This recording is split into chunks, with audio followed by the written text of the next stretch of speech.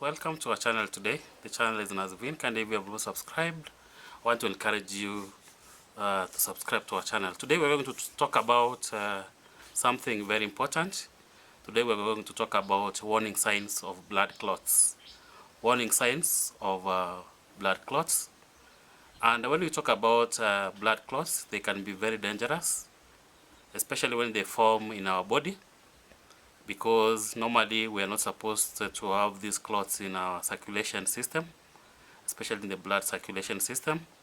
But unfortunately, they form, and sometimes they cause a lot of issues with us. So recognizing the warning signs for blood clots is a very important thing which everyone should embrace, especially when we get to the intervention which is needed, and also the treatment which is needed at that particular point. So blood clots can form in the veins. That is what we call venous thrombosis, and they can form in the arteries, what we call arterial thrombosis, and this can lead to a very serious complications if not promptly addressed at that particular point. So I'm going to state some of the warning signs and for different types of blood clots, because we have these different types of blood clots. Number one, I'm going to talk about what we call deep vein thrombosis. In deep vein thrombosis, we have especially 4 characteristics. We have the swelling, we have the pain, we have the red or the discoloration of the skin. Also, we have warmth of the skin at that particular point. So it's very important that you get to understand how this deep vein thrombosis occurs. In the terms of swelling, often in one leg or in the arm, the swelling may occur without an obvious cause, and this can be very. The swelling may occur on the leg or on the arm. So number 2 is when we have pain or tenderness in the affected area, often softening, often starting in a calf. And when we talk about calf, we're talking about the middle part of the lower leg. That is what we call a calf. So we may have we may have tenderness or pain affecting the calf, and feeling like a cramp or soreness at the calf area. On the red and the discolored skin, we have the affected area may become red, it may become purple or blue depending on your skin color. So these are the things which you need to monitor, especially, or we need to monitor for deep vein thrombosis. So also warmth, the skin around the clot may feel warm than other areas. So that's also one of the warning signs which you can monitor for deep vein thrombosis. Number 2 is about pulmonary embolism. That is what we call PE in short. PE, that's pulmonary embolism. So in this, we have around also 5 characteristics which come about. We have shortness of breath, we have chest pain, we have rapid heart rate, we have cough, we have dizziness or the fainting at that particular point. So on the shortness of breath, we have sudden and unexplained shortness of breath, like you are not exercising or you are at rest, then suddenly you develop shortness of breath. That's now shortness of breath which is unexplained. Chest pain, sharp or stabbing pain that wasn't with deep breathing or coughing. So we may have that sharp or stabbing pain that wasn't with the deep breathing. If you try to breathe in or you try to take some breaths, you get or coughing, you have that chest pain. Rapid heart rate. On this, we have an unusually fast heart rate. So somebody develops and suddenly this increased or rapid heart rate. Cough. This is a cough that may produce blood or blood-stained sputum. That's also can be a sign of PE. Dizziness or fainting. This one feeling lightheadedness can occur, or actually the patient also may faint at that particular point, or one may faint at that particular point. Number 3 is warning sign for blood clots is what we call superficial thrombophlebitis.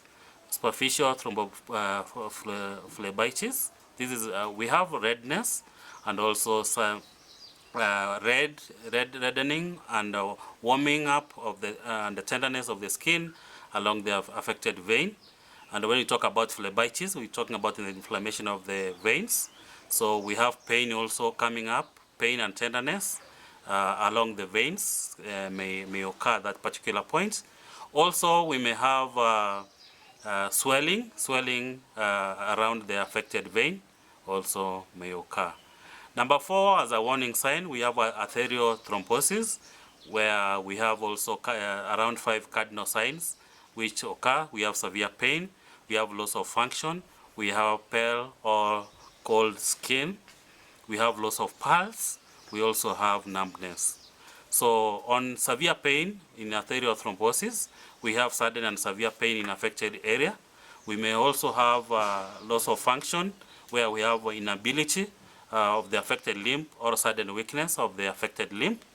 So pale or cold skin, where the skin beyond the clot may appear pale or feel cold. Also loss of pulse, where lack of pulse in affected limb occurs. Also numbness or tingling in affected area may also occur when we have what we call arterial thrombosis. So number 5 is what we call cerebral venous sinus thrombosis. Cerebral venous sinus thrombosis, where it's called CVST. That is how we call it scientifically also. So we may have around 4 cardinal signs which may occur. And when we talk about cerebral venous sinus thrombosis, now the brain or the brain function is affected. Number 1 sign which we may have in cerebral venous sinus thrombosis is severe headache.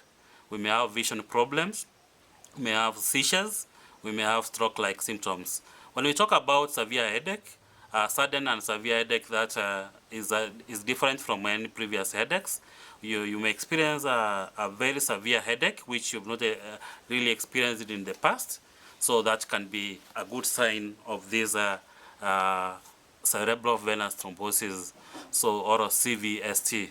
So also vision problems, blood or double vision may occur, where your vision is really affected. Seizures, where now one gets to convulsions. We have seizures occurring at that particular level. Stroke-like symptoms, we have weakness of the body limbs and the body parts.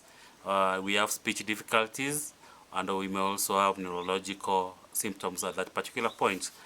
Also, number 6 is a heart attack and a stroke, which can be a sign for formation of these clots, where number 1, heart attack. Symptoms of the heart attack includes chest pain, discomfort in the areas of the upper body, like arms, knee, neck, jaw, and also the back. Shortness of breath, nausea, and lightheadedness can also occur. Also, on the part of the stroke, symptoms include sudden numbness or weakness of the body parts, especially one side of the body.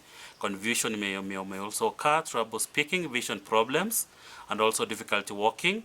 Dizziness may also may occur, and also severe headache can also come up. So in this blood clots formation, we may have blood clots can present in various ways or symptoms depending on the location of the body. Like I've mentioned, I've talked about the veins, I've talked about when it is in the brain, I've talked about when it is in the arteries. So that's very important, especially when we talk about DVT, which manifests with the swelling, pain and redness in the leg. Pulmonary embolism may also can occur, what we call PE, so like causing the chest, the breathing problems like chest pain. We may have loss of function, we may have coughing of blood, and also we have arterial clots which may also give one become pale and also lose function. With the cold skin also may be occur. So recognizing these signs and also seeking immediate medical attention is very crucial, because to prevent serious complications like heart attacks, strokes, pulmonary embolism. If you suspect a blood clot, contact your healthcare provider for all emergency services promptly, so that you get the kind of help which is needed. So guys, blood clots or thrombosis, we call them also blood clots. That's a synonym for blood clots, are the clumps of blood that can have changed from liquid to gel-like semi-solid state. And while blood clotting is a necessary process to prevent excessive bleeding, actually clotting is a very important component, where if you cut yourself, that's how our body responds and also gets to help itself, so that we don't bleed to death. But when it occurs, form within the veins or the arteries without a clear injury, may be very dangerous and potentially life-threatening. So it can cause things like deep vein thrombosis, where now we have deep veins of the body, usually in the legs, having problems like swelling, pain, or redness and warmth in the affected area. We may have a pulmonary embolism, which normally occurs when a DVT breaks, especially if the clots in the legs break. They change to what you call pulmonary embolism, and travels to the lungs. It gives us a shortness of breath, chest pain, rapid heart rate, and also coughing of the blood. We may have also things like arterial thrombosis, where location forms in the arteries, leading to potential blockages that cause heart attacks or strokes. And symptoms accompanied by the arterial thrombosis is severe pain, loss of function, and cold, pale skin in the affected area at that particular point. Also, we may have superficial thrombophlebitis, where it forms in the veins or under the skin. So the things which come about is about redness, which can be seen. Warmth and pain can be there in the vein. Swelling around in the surrounding area also can be the problem. So guys, what are the risk factors for these blood clots in the veins and also in the arteries? Number one is about prolonged inactivity. If you are seated for a long time or period, like you are sitting or bed rest, such as during long flights, for those who use aeroplanes to travel. So if you are seated for a long time traveling, you are likely to develop these clots. So also when you are in the hospital stays, because most of the time you are bedridden, it can be also a predisposing factor. Or if you have a sedentary lifestyle where you watch a lot of videos or TV, or you are seated for a long time in your on your computer, so it can be a predisposing factor for developing this problem. So injury or surgery also can, because of the damage of the veins, this can increase the risk of clots. So the patients, especially who have undergone surgery, should be monitored for these signs and symptoms, so that they get interventions appropriately. So also medical conditions like cancer, heart disease, and also inherited clotting disorders can also predispose one to this problem. Hormonal factors, especially when you use the pills as a means of family planning, when we are talking about birth control pills or hormonal replacement therapy, it can also predispose you to this formation of clots. Lifestyle factors like smoking, if you are a smoker, smoking actually affects how your blood responds to this. Also, we have obesity and also sedentary